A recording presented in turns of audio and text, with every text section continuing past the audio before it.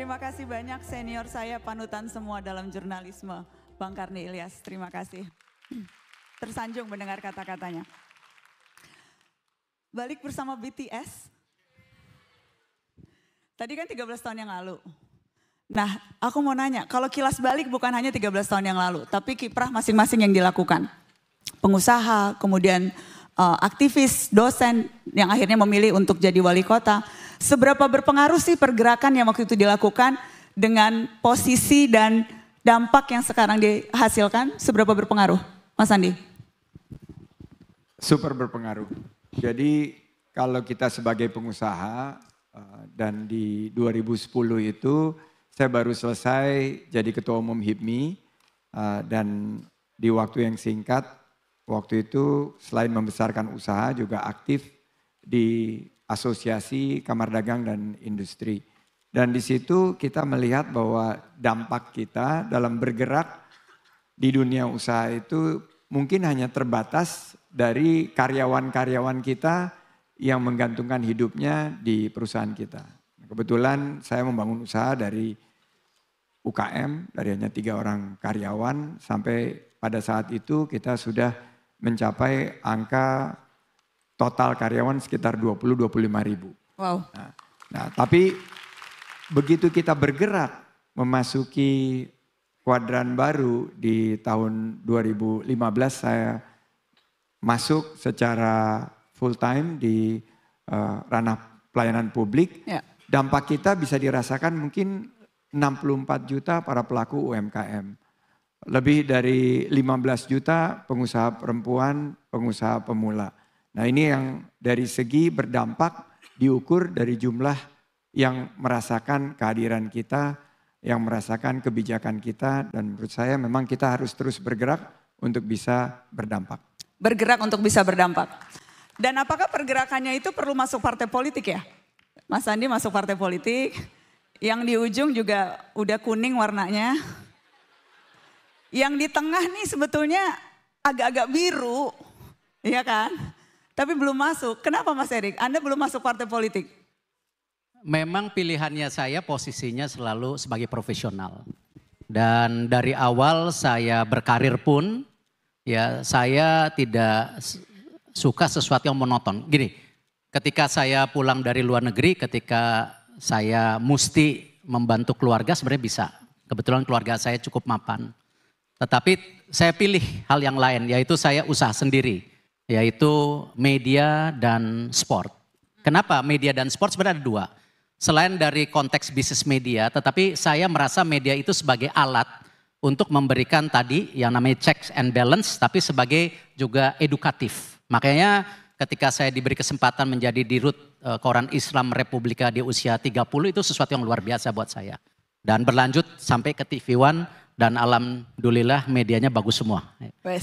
Olahraga juga adalah konteks dunia usaha, tetapi saya senang di olahraga itu kita membangun culture, mental. Di mana kebersamaan, sportivitas, dan dinamika di olahraga itu sesuatu yang tidak, dinamikanya sangat tinggi. Jadi itu sesuatu yang memang 2 hal ini yang awal-awalnya juga orang tua saya, kakak saya tidak menyetujui. Tetapi ya saya percaya garis tangan saya dan alhamdulillah saya rasa saya baik-baik saja dalam dunia 2 itu. Sampai akhirnya diminta Pak Jokowi masuk di pemerintah sama Mas Sandi tadi. Ketika saya sebagai pengusaha walaupun ada A, B, C pembukaan lapangan pekerjaan. Tetapi memang ketika Pak Jokowi mengharapkan saya masuk di kabinet kedua. Apa yang saya rasakan transisi dari swasta ke pemerintahan memang ada yang suka, ada yang tidak sukanya.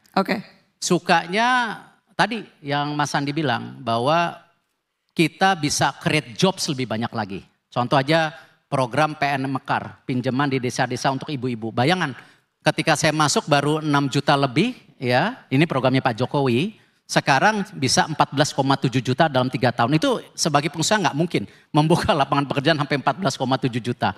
Nah hal-hal ini mungkin sebagai yang saya suka. Yang tidak suka saya rasa birokrasi masih mengikat. Makanya saya selalu membuat terobosan di Kementerian BUMN.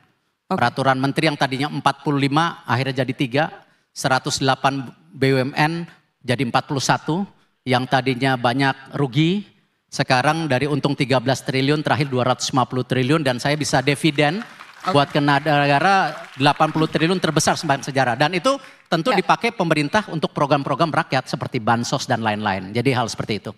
Ke Kang Emil, jadi habis ini mau ngapain Kang?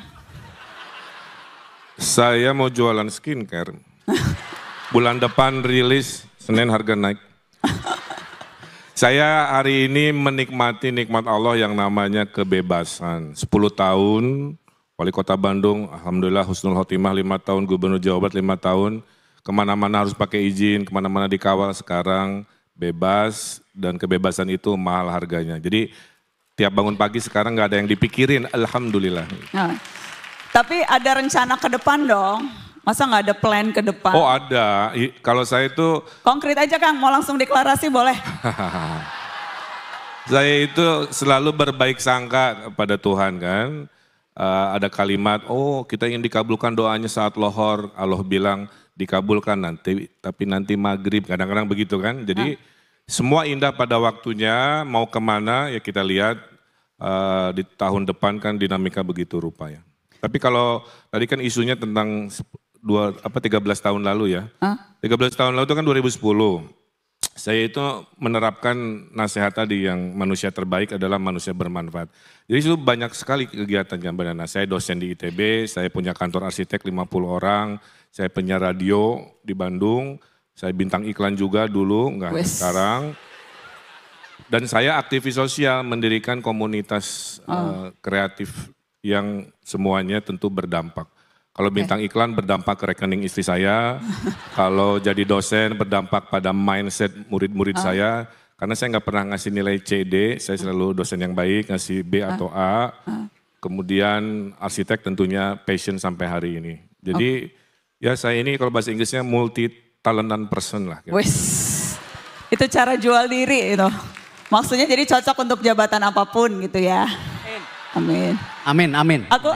Aku boleh nanya hal yang sensitif nggak? Tapi nggak ada yang sensitif sih di mata Najwa, Mas Andi, Mas Erik. Kan namanya kencang disebut sebagai calon wakil presiden waktu itu. Terus kan nggak jadi ya. Kok tapi kayaknya santai atau sebetulnya masih memendam rasa? Atau santai atau gimana ngelihatnya? Saya karena pernah mengalami menjadi calon wakil presiden 2019, 5 tahun yang lalu saya ada di Moskow, saya ditelepon oleh Pak Prabowo dan petinggi partai katanya harus segera kembali karena ada sesuatu yang harus saya jembatani dan dalam waktu 2 hari saya ditunjuk menjadi calon wakil presiden pada saat itu. Ya. Jadi saat ini saya juga meyakini gitu bahwa selama kita berniat berkontribusi itu kan ada waktunya. Dan saat ini adalah waktu saya ditugaskan, kebetulan saya masih punya tugas sebagai menteri yang 45 juta masyarakat Indonesia kehidupannya itu bersandar kepada pariwisata dan ekonomi kreatif dan kita belum sepenuhnya pulih. Yang jadi kedua, nggak ada nyesel-nyeselnya? Bagaimana? Nggak ada nyesel-nyeselnya? Nyesel sih justru kami bersyukur. Saya sama Nur karena waktu dapat berita itu saya lagi sama Nur, istri saya dan waktu saya tahu Pak Mahfud yang dapat saya bersyukur. Karena 5 tahun yang lalu posisi beliau adalah yang betul-betul menunggu untuk mendapatkan kesempatan itu dan akhirnya beliau mendapatkan kesempatan itu. Kasih harus tepuk tangan. Ceritanya ya. Menurut saya sangat menyentuh hati. Kita langsung sujud syukur waktu itu dan kita meyakini bahwa ini adalah jalan dari Allah Subhanahu wa taala untuk tugas kita ke depan. Keren. Mas Erik? Ikhlas, tulus, tetap bekerja.